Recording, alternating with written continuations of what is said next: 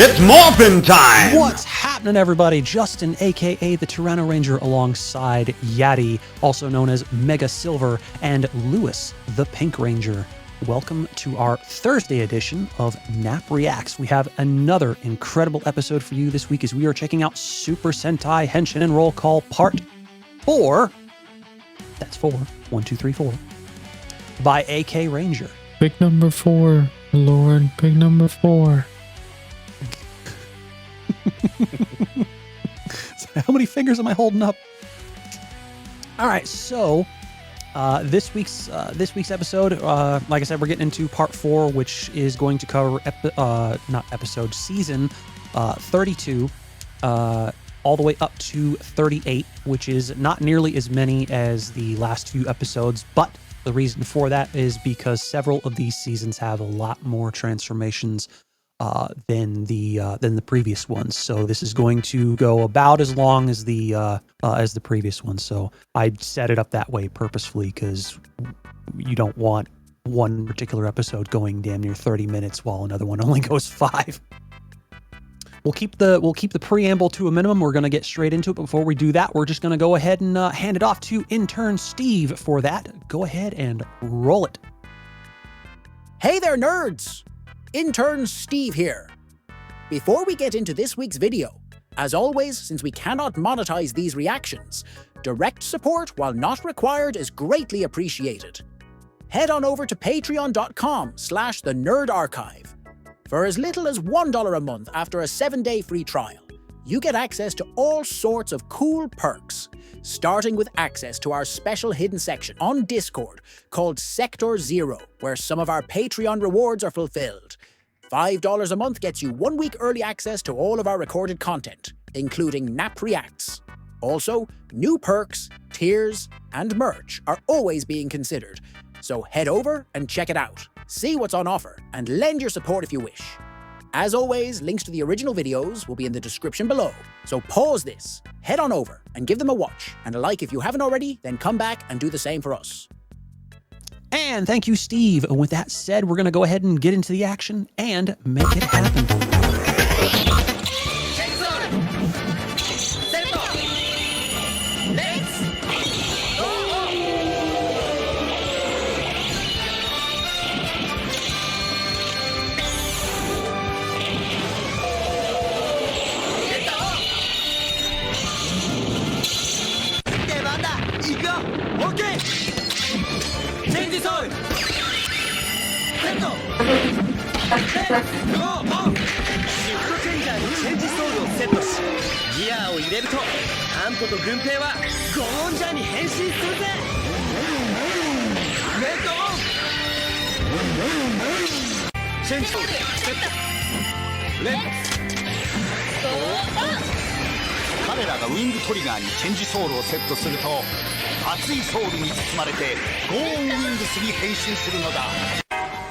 This is Fast and Furious 25.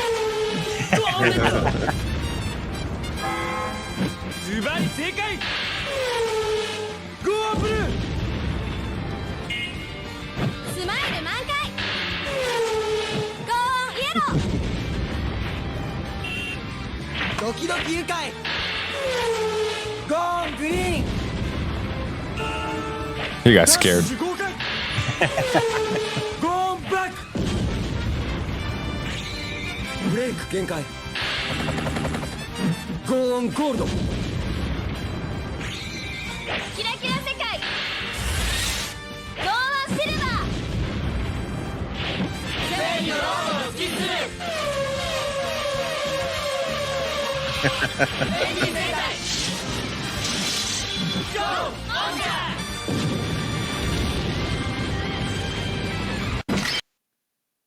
All right. Yep.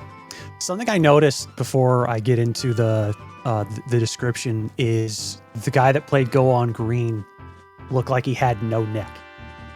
Yeah. He like grew a neck as soon as the helmet went on.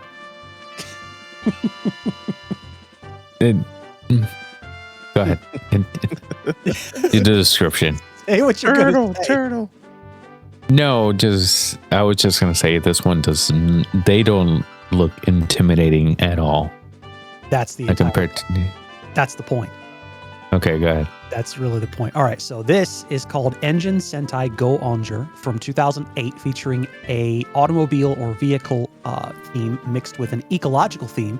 The antagonists are seeking to pollute the Earth. It also features the first female additional hero who joins with a male additional hero, bringing the team to 7 regular members. It also features the debut of 4 human-like robot combination. As with Abba Ranger, the Go-Onger mecha are sentient and speak in the Japanese language. It was also the first Super Sentai series to have its theme song single reach the top 10 of the Oricon weekly charts at number 4 after selling 22,000 records in its first week of being released. And the theatrical release of its Versus series entry, Go-Onger vs. Geki Ranger, to commemorate the 15th entry of the Versus series. It was adapted into Power Rangers RPM in 2009, the last series to be produced by Disney. Why'd you say it wasn't meant to be intimidating?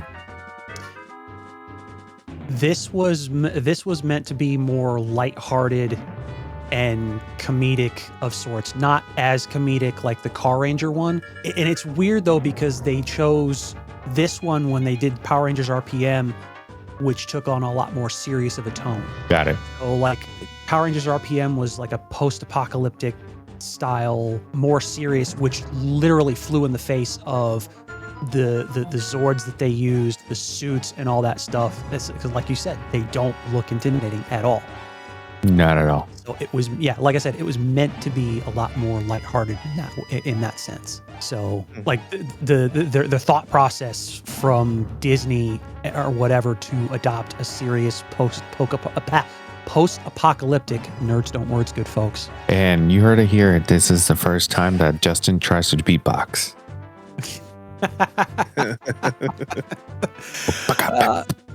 Yeah.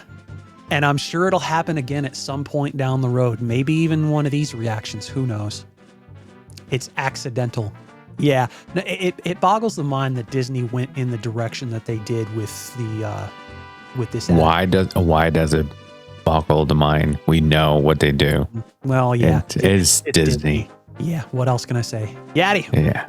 Them wheels, man. I don't know why they did that, but on the sides of the helmet.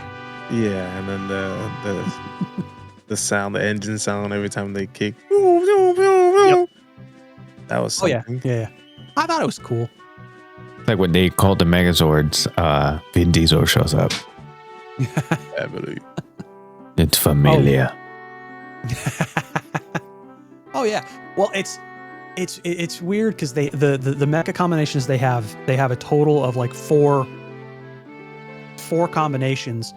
And then their biggest combination combines a total of 12 into one.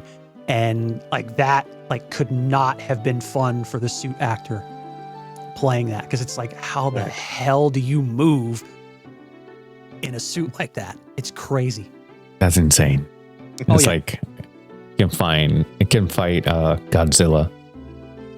That's how big it should be. It's pretty crazy. It's pretty crazy. All right. So, moving on.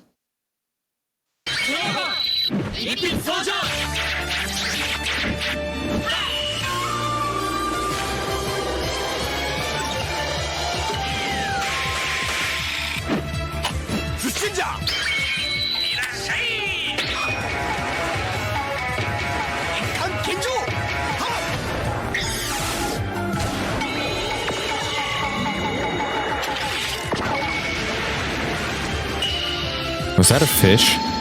Mm-hmm. Okay.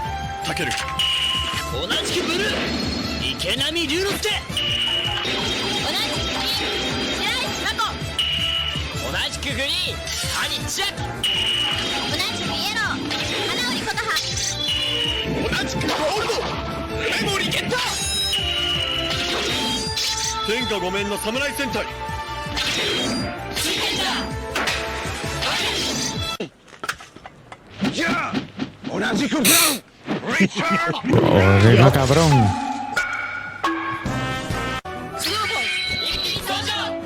Holy snap.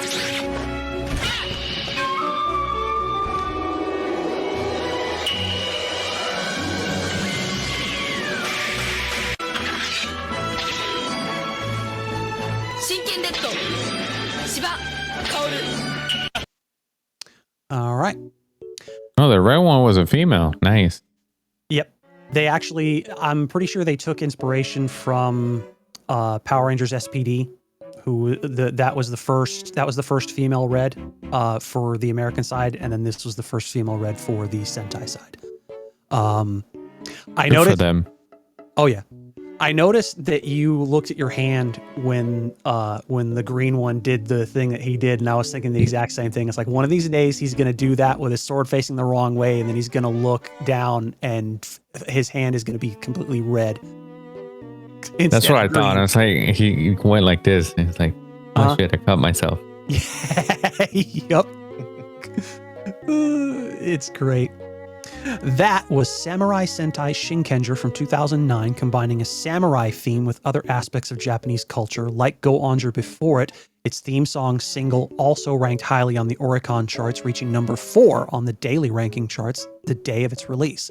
It peaked at number 6 on the weekly charts for its first week. Shinkenger featured the first crossover with the Kamen Rider series alongside Kamen Rider Decade, which that's a part of another franchise we'll be reacting to down the road. So that's actually one of my favorites, and what got me into Kamen Rider in the first place. So it also features the first female Red Warrior, introduced towards the end of the series. After Saban's reacquisition of the rights in late 2010, Shinkenger was adapted into Power Rangers Samurai and Super Samurai, which aired in 2011 and 2012. So basically, Saban got it back and went to his same old bag of tricks, utilizing the same suits for multiple seasons, and then just coming up with a bunch of new stuff to add into the existing stuff. Hey, listen. His formula worked because it got Disney's attention to buy it. His formula worked back then. Well, yeah. Looking back at it now as we're older, it just seemed kind of weird. No, of course. But that's how he made his money. So. Well, I mean, that's how he saved money. Yeah. On top of not paying the actors all that much, which is a reason why certain people left. Yeah. Yeah. So what can you do? Right. What are your thoughts? I think I like this motif, the samurai and super samurai. Yeah. They look very cool. Oh yeah. Yeah. This one was more of a serious take on Super Sentai, and like they seemed a lot more skilled. Like you look back at some of the seasons of Power Rangers, and it's like they're always getting hit or something, and it's just like this one, it's like they seem to be fighting with a lot more skill. It makes sense because they were all trained as retainers to the Red Ranger. So the Red Ranger was actually the head of the household, or head of the table if you want to go by wrestling terminology. Right. And so, but in reality, he was actually the male Red was actually a decoy, whereas the female Red was in hiding because her life was at risk from the enemies that they have for this series. And then she comes into play and for like 2 or 3 episodes going towards the end of the series, but then realizing that the dynamic between her and them and him and them are not entirely the same. And her attitude towards it all was just like, at first it was like, I don't care. But then she realized maybe this is for the best, that he should lead. And then she steps aside and lets him take it back. Got it. So I actually have like the full seasons of a bunch of these. So like I think we talked about it the last week's episode. If there's like certain seasons that you're interested in watching, if I don't have them, I'll see if I can find them. That's good to me. Oh yeah. And with that said, moving on.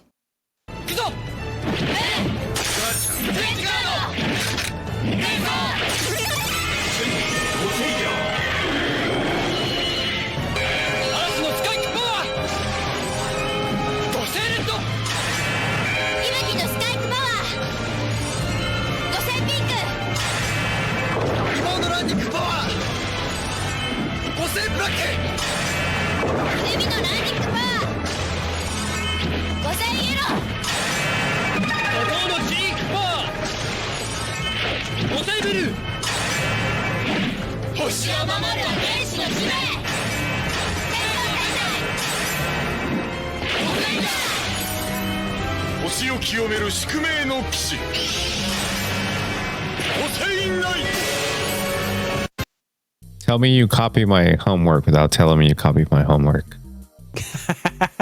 Their helmets look like Mighty Morphin, so like with just a couple of changes. Oh yeah, especially the red one. Oh yeah. It did seem like a bit of a throwback, but there was enough. There's enough of a difference there. I like those ones. Oh yeah. This is another good series that I enjoyed as well. That I actually haven't. No, I thought this was one of the ones that I hadn't finished yet, but I actually did. So that was Tensou Sentai Goseiger from 2010, combining an angel motif with collectible card games. The series is directly tied in with the Super Sentai Battle Dice Oak arcade game. The protagonists use variations on the cards featured in the game to perform actions such as transforming, summoning weapons, mecha, and enacting various elemental powers. Various groups of antagonists appear in the series, one after another, but all feature one common character, and it was adapted into Power Rangers Megaforce in 2013, and one element from this was adapted into Super Megaforce in 2014. Very cool. Yet another boneheaded decision by Spawn. But yeah, I okay. Do you think that maybe he chose those that to do multiple seasons with the same suits because he liked those suits? Maybe. Well, for Samurai, it's possible, but at the same time, I think, like you were talking about, like he's recycling the same suits either to save money or to like his mentality of it being too confusing to change suits and whatnot. But then he wound up going away from that after I think it was Zeo. And so things started changing from season to season. So I'm like curious like why he would go back to that. But the difference between that and this, between Megaforce and Super Megaforce is Super Megaforce, there was only one part from Goseiger that was actually used. I forget exactly what it was. Obviously somebody in the comments or I'll figure it out on my own. But Super Megaforce actually utilized everything else from the season we're about to see next. Got it. Anything else? No, I think I like this one too. Yeah. Like Yadi, I like it. And I think it's more of that reminds me of, I don't know if this is the same reason why he likes it, but it just reminds me of Mighty Morphin. So I'm like, okay, I like these. I gotcha. You appreciate the callback? Yeah. Nice. All right. Moving on.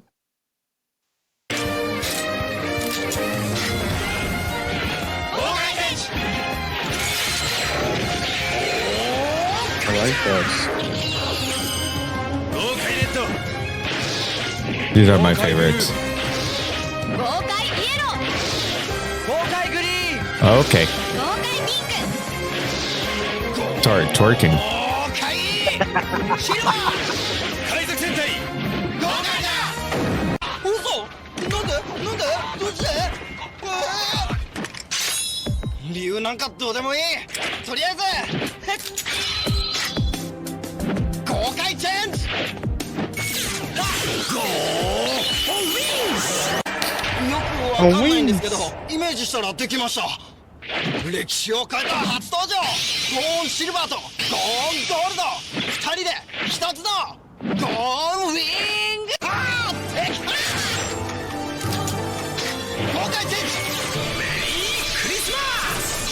Christmas.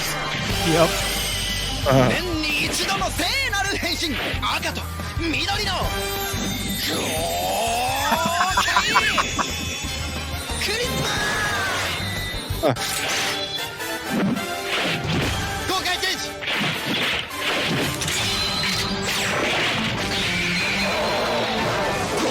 豪快じゃ。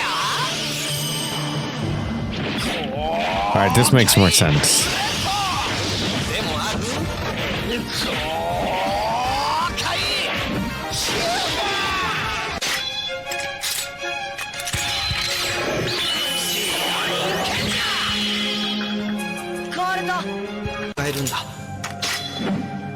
イチェンジ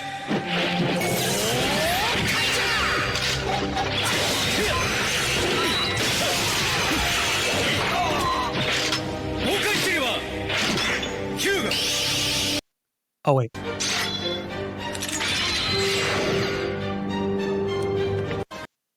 All right. That was Kaizoku Sentai Gokaiger.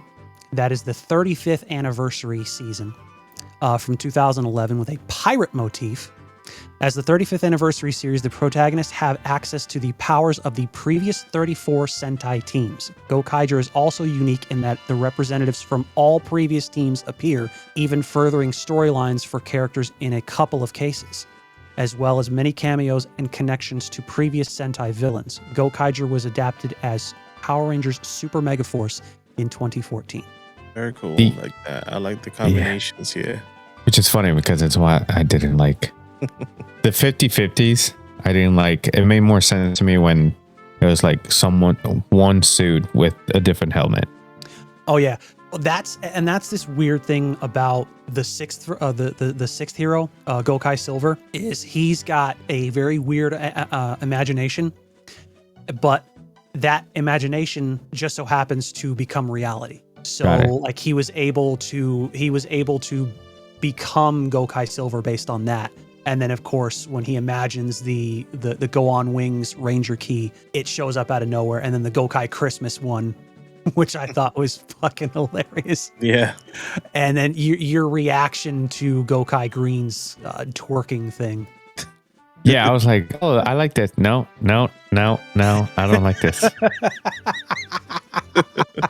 I spoke too soon. Yeah, I imagine you'd probably enjoy this series regardless. Oh, 100%. I just thought it was funny. Oh yeah. Well, I mean, to be able to see like them like utilizing the powers and weapons and suits from all the previous Sentai before is super cool. And then, of course, they reappear in they reappear several times later on down the road with the Ranger keys from future series. So it's like as each series progresses, they wind up getting the keys to each of those Ranger powers, which is pretty interesting. That is very interesting. It was. I liked it. Oh yeah. All right. Anything else? Yeah, I think that there are original suits, like the pirate suits. I think to me those are my favorite. Like I forgot they existed. All right. Moving on.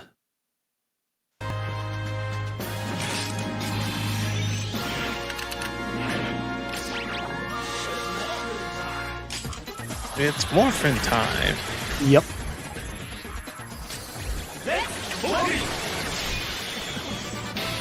Red Buster, Blue Buster, Yellow Buster, Beat Buster, Stock Buster.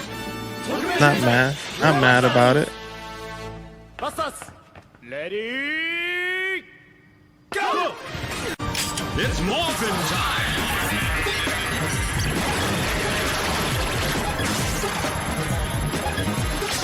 Let's go fish.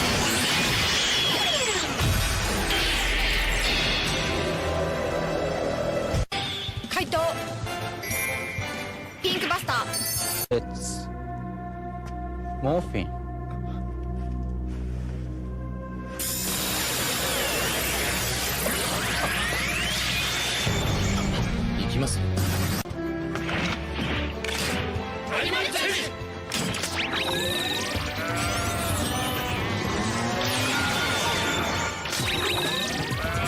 Nice. 大地のハンターレッドチーター林のウォーリアーブルーゴリラ野原のジャンパーイエローラビット注目のリーダーゴールドピートだ樹液のドランカーシルバー Juice drinker? Yeah. 動物戦隊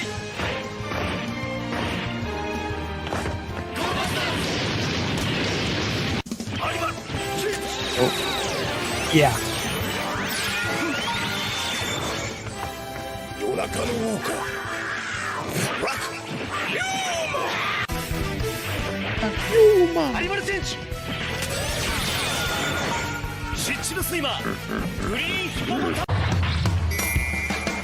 Pink cat.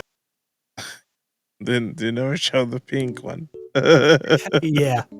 It literally the same as what the pink one from Abba Ranger. Oh, Is because just- it was just a fan. Yeah, I guess like she's not like the other one who was like obsessed with the with being a member of the team, or what's his name, the American guy from Shinkenger, Shinken Brown, which is it's Charlie Brown. Richard Brown, but yeah, close enough. Same thing. Same Yeah. difference. Pretty much. All right, so that was Tokumei Sentai Go Busters from 2012.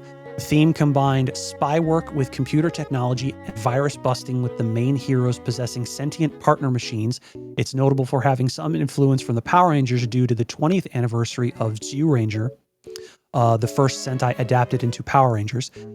It is the first series since Jetman to feature the death of a main team member as well as an enemy becoming an evil Ranger clone towards the end. Although it's initially skipped over in favor of Kyoryuger, which is the next series we're going to watch.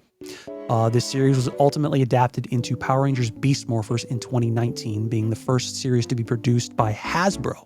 Nice. If we're making their toys, we're going to make the show now. Yeah, pretty much. I get it. Cash cow. The one that becomes a villain, that it's like Flash. Basically, it reminds me of the show Flash. One of the villains, which happens to be the future himself from the future. Savitar, yeah. Oh, yeah. Somehow reminded me of that. Savitar is insane. Yeah, it was a plot twist for me. Uh-huh. What else? What are your thoughts for this one? I don't have a lot of thoughts on this one. Well, other than the obvious one. But I'm not even going to get into that. I know which one you're talking about. Yeah. Say no more. Say The no blue more. one. Yeah. The blue one, sure, we'll go with that. I what's weird to me is, I mean, besides that same point, is why they chose to wait so long to adapt this one after Gokaiger. Like they put it off in favor of another series until like 3 years later or something like that. I don't know. Maybe maybe Saban didn't care much for that one, or he liked other ones more before he's like, okay, let's do. Because if I remember correctly, Saban was a very flashy person. Like he liked, I don't know. For some reason I can picture him with like liking gold and flashy things. And if the suits don't match that vibe, he's like, it's fine. Yeah. I mean, it's also possible that he couldn't really figure out at the time what he wanted to do as far as, the overall theme of that particular season. And so like maybe he decided to kind of hold off on it until he could figure something out. But then of course with Hasbro taking over, that kind of threw that whole thing out the window. Right. Yeah. All right. Yep. Moving on. こっちもだ行くぜみんな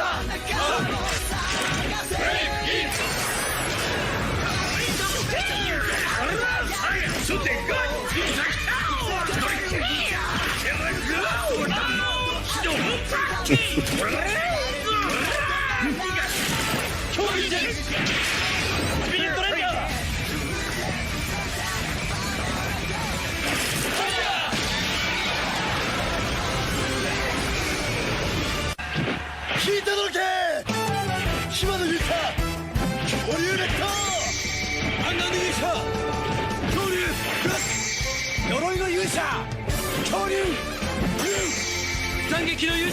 They love dinosaurs. その勇者恐竜ピン雷鳴の勇者恐竜ゴールド鋼の勇者恐竜シアン激突の勇者恐竜グレー海の勇者恐竜バイオレット先行の勇者恐竜シルバー I think that's the fat white boy. 12人揃って Because he wasn't fat, but he was thicker than everybody else. ウェイウィーザ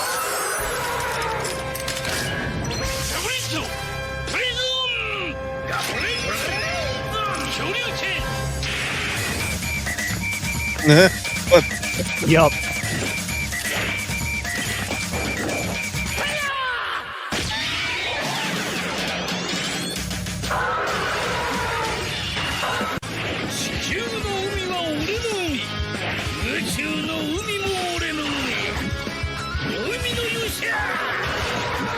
That's different. あれあれ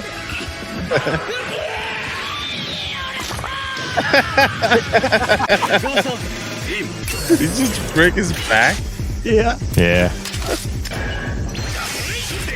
恐竜チェンジはいや呪いの This one's obviously funnier. 恐竜ブルー青だけにはいブレイブイン Like 20 of them?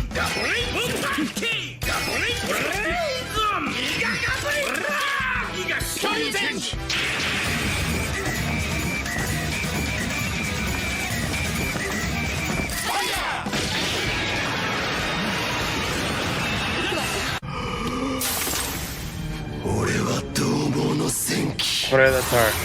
Yeah. みんな Okay. So that one obviously was longer than the other ones and there's a lot of repeating colors because some of the colors changed hands a couple of times. To correct you on one point, the fat white guy wasn't the silver one. He was actually the light blue or cyan. Got it. Why did they make the one white dude the fat guy? Like why that was her choice? It's like, hey, they like Burger King. And yet when he transformed, he's skinnier than the silver one, which is weird. Yeah. In my defense, it made sense. Yeah. The silver one looked a little bit thicker than everybody else, so Yeah. even though he was still skinny. Oh, yeah. So that was Zyuden Sentai Kyoryuger from 2013. The name is the reverse from Kyoryu Sentai Zyuranger. Notice the pun, Zyuden Ranger. And fittingly so because following both Zyuranger and Abaranger, it's the third series with a dinosaur theme. Kyoryuger is also the first Sentai to be filmed in 1080p, full high definition. It's the first since Changeman to not feature a Yellow Ranger, and the first season since Gao Ranger to have 4 male Rangers and 1 female Ranger part of the core team. Mostly like Zyuranger, Ginga Man, and Gao Ranger, they have sentient mech. It was adapted into Dino Charge and Dino Supercharge in 2015 and 2016. Notice the Saban thing going on again. Yeah. And then gained a Korean sequel called Power Rangers Dino Charge or Dino Force Brave, which was dubbed in Japan as Kyoryuger Brave in 2017. Its 11 Good Ranger count took the largest Sentai team record from Deca Rangers 9, from Deca Ranger 9 years before until losing it to another season 4 years later. That's crazy. Yeah. It was also the so first. many of them. Oh yeah, it was also it was the second season. Oh man. It was the second season to have an American show up as part of it, and the first one to have an American-born Sentai team member, which I thought was crazy. Well, it's because they know that the Americans like Power Rangers. Oh yeah. Well, and that's the interesting thing because the Go Busters one from the year before like was a clear callback with the morphing sequence in that to Power Rangers. Yeah. Like it was an homage to that. So I thought that was cool as well. And but yeah, no, they had what was it, Cyan and Gray, which the first time they've used those, and they called themselves Spirit Rangers because the characters themselves were actually dead, but they could still transform and fight, which I thought was kind of weird. That makes total sense. Yeah. I mean, I suppose it's better than... We're talking about teenagers that turn into superpower beings. Anything can happen. True enough. But those characters are actually older individuals, and one of whom was actually an actor they brought back from a previous season, from like 6 or 7 years prior. The one with the bat back? No. The one, what was it? Kyoryuger. He was actually Boken Silver from the 30th anniversary series. Okay. So they brought him. Yeah. So they brought him back, and then those two powers plus Violet change hands about halfway to 3/4 of the way through this through the series, along with Silver. Because you saw the second transformation to Silver, everyone else was dancing, but the old guy was like, nope, fuck this, I ain't doing that. Yeah. He just stood there and he's like, what the fuck are you guys doing? It ain't for me. I didn't sign up for this. Yeah, right. Well, from what I understood, like it was just like an involuntary thing. When you hit that sequence, it like forced you to do it, but then this guy was just like, you cannot make me do this. I won't do it. But then he was a lot more serious than some of the other characters in that show. And then he was also the Red Ranger's father. Ah. Gotcha. Moving on. こいつら任せた。ああ。変身いたします。白線の内側に手をお待ちください。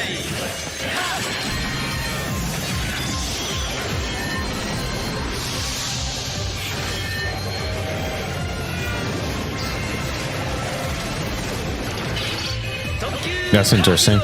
特急1号、特急こんにちは。特急2号、特急3号、特急3号、特急4号、特急4号、特急5号、特急5号。そうに待ちないぞ。列車戦隊。特急だ。出発進行。変身いたします。白線の内側に下がってお待ちください。特急チェンジ。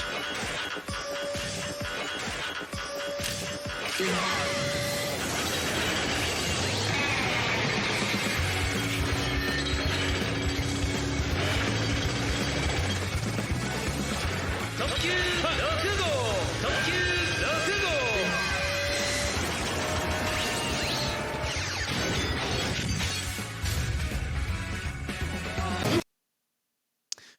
And that was the last one for this episode. That was Ressha Sentai ToQger from 2014 with a train and imagination motif. Similar to the Gokai changes, the team can swap out their Ressha, which is the trains that they use to transform, with that of another teammates called Transfer Change. The 6th Ranger is special in both being the first Monster Ranger and the first Orange Ranger since Battle Fever J.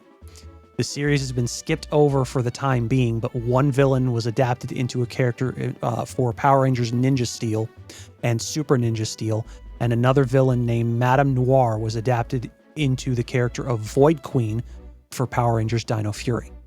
Yeah, I did not like this one. Like, I didn't like the train, whatever side thing. I didn't like that. The transformation looked cool, but then the helmets, they need some work. Yeah, the helmets look like, hey, we need to put something on there. It's trains. What can go with trains? It could have been, I don't know, that big headlight that the trains have. But no, they decided to go with the railroad. Well, I mean, I think it kind of works, but at the same time, it's not really anything to write home about. So I kind of agree with you for the most part. I started watching this series, and then obviously, other things got in the way, so I never bothered to, go back and actually finish it. But I'm not even sure if I will yet. Down the road, I will, but I think honestly, the train light probably would have made the helmets look worse. Yeah, with the railroad thing, Mhm. it looks like a chicken coop. Like, I don't know. It looks like a fence. It doesn't even look. I mean, if you didn't see them transform and you saw them like out of the blue, you probably wouldn't know what the theme is. It looked like casino chips with their numbers. That's another one. Yeah, it did look like chips. And I don't know why I hate when they have their numbers on them. I don't know why. Like, there was another one that had their big numbers on the side, pretty much half of their suit. And there was a couple that are like, oh, okay, that's a 1. That's a 2. No, I gotcha. Well, the first one that we reacted to, which was Go-Onger, had the numbers like right in the center, which was surrounded by the seatbelts. I honestly thought that was actually a decent one. I forget which other one had the numbers on him. Yeah, no, I get it. I get it. Yeah. To each their own, I suppose. Yeah. Any further thoughts on this one or any of the other ones that we've seen so far? No, I think I told you which ones I like the best. Last one. Yeah, the last one, culo con caca. Yeah, that's fair. But you, Justin, you liked it. You just haven't been able to finish it. Well, I like it well enough, just not as much as a lot of the other ones that I've seen thus far. Yeah. So like I don't particularly hate it, but it's not really one that I'm in a massive hurry to finish. Right. So And the way that I feel about when like in anime, like a character is like extra big for no reason, it's the same way I feel when their acting is overdone. Like they do too much. Mm-hmm. Are you sure? Yeah, very sure. And I feel the same way about like anime too. Like why do we? I feel like I just want to have a serious show-ish, badass show, but that's just me. Like Invincible. fair enough. Yeah. Yeah, but Invincible also has its funny moments as well. So there's Well, there's a comic reasonable amount of- relief, right? But more in jokes Yeah. than overacting. It's the way I feel. Like, I don't know. Like Mighty Morphin to me didn't have any. There was no acting, so you can't overact when you don't know when you can't act. Well, I mean, it makes perfect sense because these were all brand new to the acting scene. Right. They were amateur, essentially, actors, and that's pretty much what Saban was going for. And he knew pretty much what he was doing, so he felt that he could, get away with them being not paid as much. Right. Oh yeah. Whereas conversely, the actors thought they weren't being paid enough and they felt they deserved more. And I think it was they were also looking to get paid for part of the, I want to say part of the merchandising. I could be wrong on that, but like they wanted like a small part of the merchandising royalties in that as well. Because, obviously Makes they were sense. part of it, but yeah, but Saban was just like, no. All right, Krusty. Huh? I said, all right, Krusty, the clown. Oh, I didn't even catch that. It is It's what good. it is. It's Well, good. the funny thing is, like they were going. I saw a short video where they were talking with Austin and Walter about the initial plan for them asking for more. Like they felt like they deserved more. And the initial plan, I guess, was for all of them to stick together and walk off and just leave the show. But I guess plans changed and it wound up only being Austin, Walter, and Twee that walked away and everyone else stayed. Backstabbing bitches. Well, I mean, to be honest, it's blessing in disguise because, you know, with JDF staying as long as he did, you know, he winds up becoming like literally the most popular person on that franchise. Of course. Pretty much, yeah. So I like he was probably wondering like, do I really want to do this?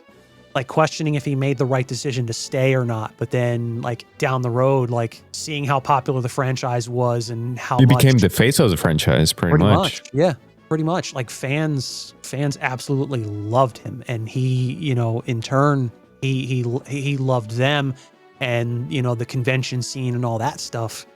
Right. You know, it really became a big part of him. And right.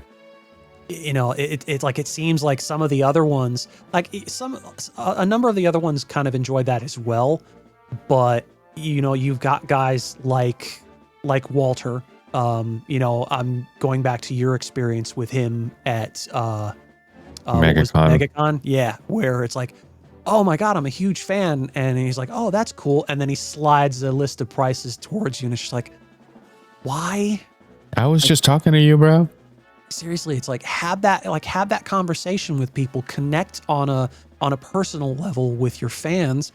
And then it's just like, hey, if you're interested, you know, I mean, obviously I can't do this for free, but if you're interested, you know, here you go. After you've had that conversation and, you know, don't just, oh, hey, that's cool. Here you go. Yeah, there's like nobody else standing there. It's not like there was a line of people to talk to him, which right. Here, that's the thing. If there would have been a line of people to talk to him, I would have completely understand. Mm-hmm. You gotta, okay, listen, I'm here to make money. I get it. Here's my menu. Either you take a picture or you keep moving because I got other people waiting that will actually pay for it. True enough. But there is no one there. Right. And I don't know if I told you guys when I walked away, but there was a guy that was listening to the conversation and he's like, did he really do that? I'm like, yeah. Oh yeah. There was no build up. He led with that. Yeah. Like I don't understand that. The moment I think I messed up the moment I said I was a huge fan. He's like, what was it that you said that age old saying, never meet your heroes? I mean, that applies with some people, but not everybody. Yeah. They'll disappoint you. Pretty much. Yeah.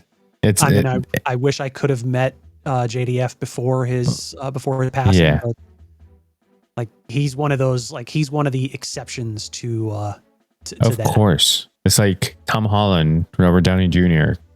Like people have no like negative things to say about them when they meet them.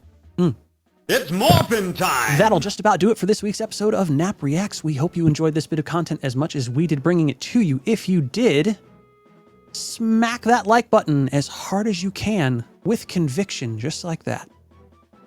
And subscribe to the channel if you are new. Monday on Nap Reacts, we'll be checking out Random CSGO Bullshittery Part 3 by Soviet Womble. So do look forward to that. How many fingers am I holding up? Pick number 2. Pick number 3, my lord. Pick number 3. Follow us on all of our social platforms through the links in the description. The Linktree is your one-stop shop for everywhere we operate, including our Discord and our Patreon. I kind of got those backwards, but yeah, our Discord you will thoroughly enjoy. It is absolutely free to join, so stop by, shoot the breeze, play some games, and hang out with nerds just like you. Boil it all down, what can they do, Yadi? Click all the things.